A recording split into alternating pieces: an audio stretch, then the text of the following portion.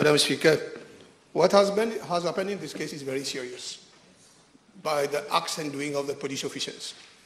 In the past, police officers has been suspended for lesser offence. Yes. Can I ask the Honourable whether if I read proper that the Commissioner of Police has decided to transfer these police officers to another police station instead of suspending them from service? Well, I don't know whether at this stage they should have been suspended, but then we see police officers being suspended for 15, 16 years, being paid the whole salary. They are outside, they are working outside. Well, this situation cannot be tolerated in this country.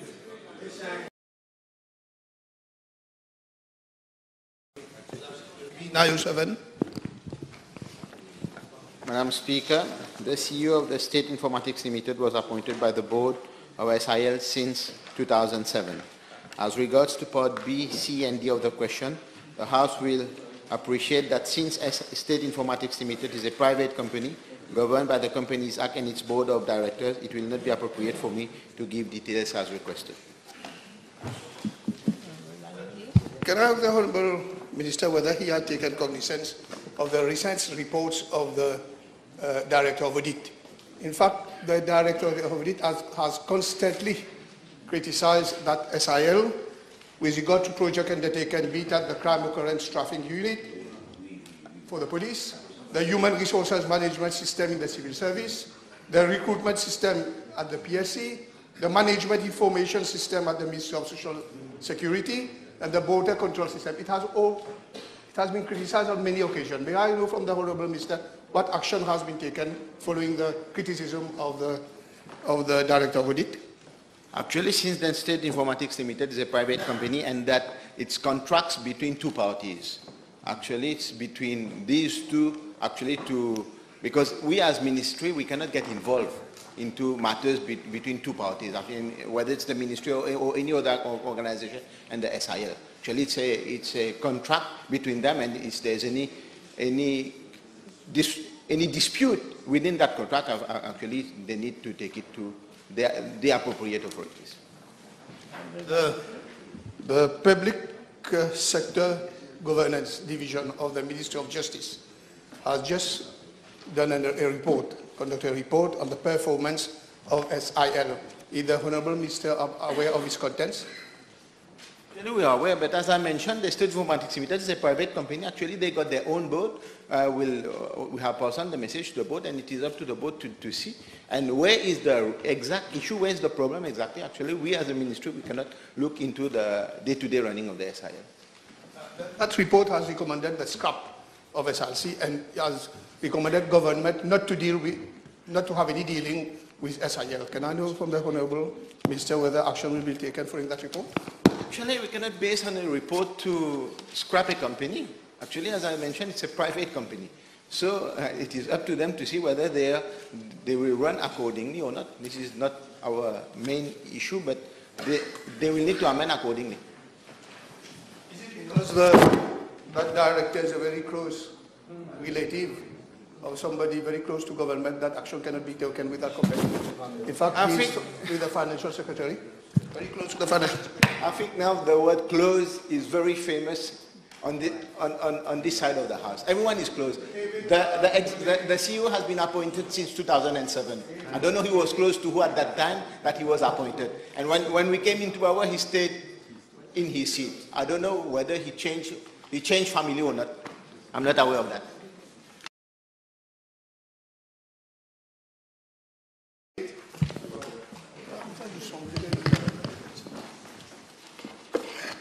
With your permission, Madam Speaker, I'm tabling the information requested at part A of the question. And as regards to part B of the question, I already indicated on the 15th of May 2018 in my reply of PQ B384 that the last Executive Director of the Information and Communication Technologies Authority resigned from the post on the 27th of March 2018.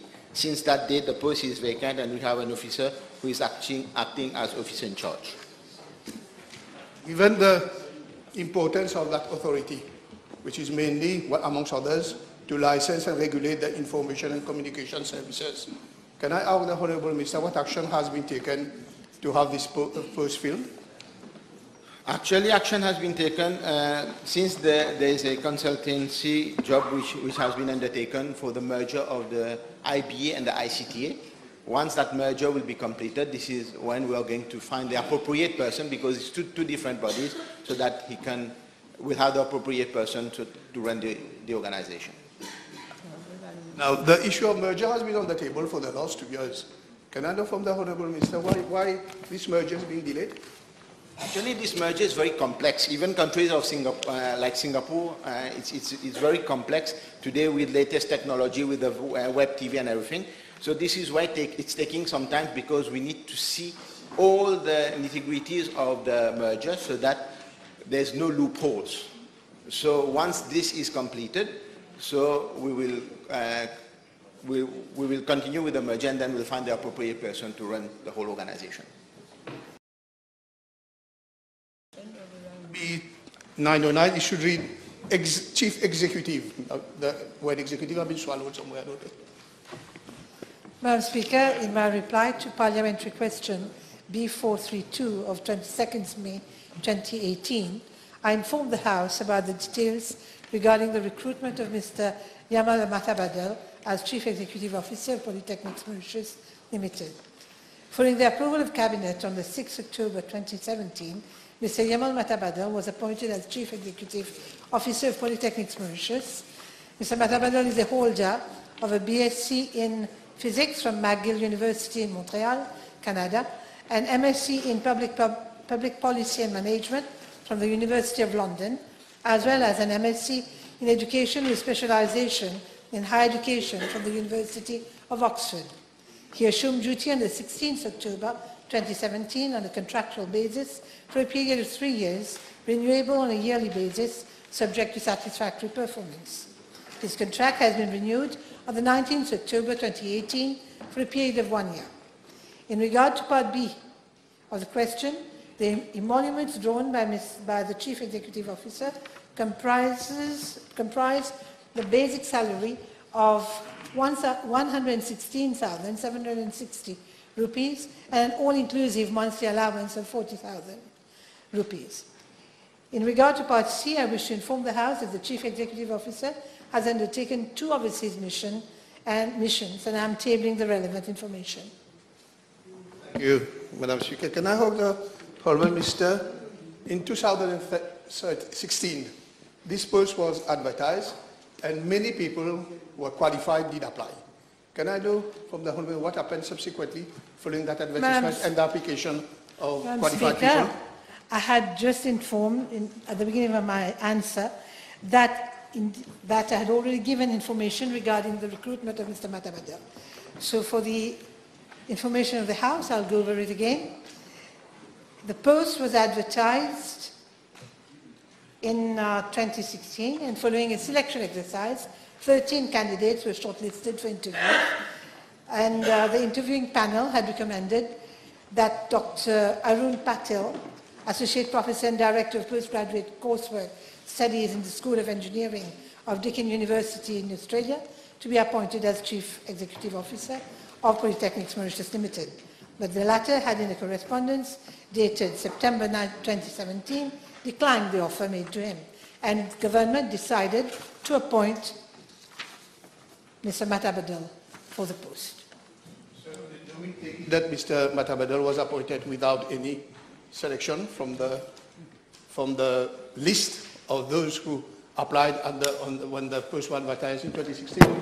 Madam Speaker, following the recruitment exercise, Mr. Patel was appointed and no other candidates were selected. Following that, we had appointed Mr. Matabadel because he had already worked at the Ministry of Education and was responsible for the tertiary education section. So the Honourable Minister is confirming that Mr. Matabadel was appointed without any selection exercise. And can she confirm that Mr. Matabadel was one of her advisors prior to her appointment? No, Madam Speaker, Mr. Matabadel was not an advisor to the Ministry. Can we know why the selection exercise of 2016 was cancelled? Why there wasn't another selection exercise so as to appoint the most competent person to that post. Madam Speaker, in my answer to PQ 432, I had clearly explained to the House the reasons why Mr. Matabizol was appointed. I'd request the Honourable Member to go back to that answer. Time is over.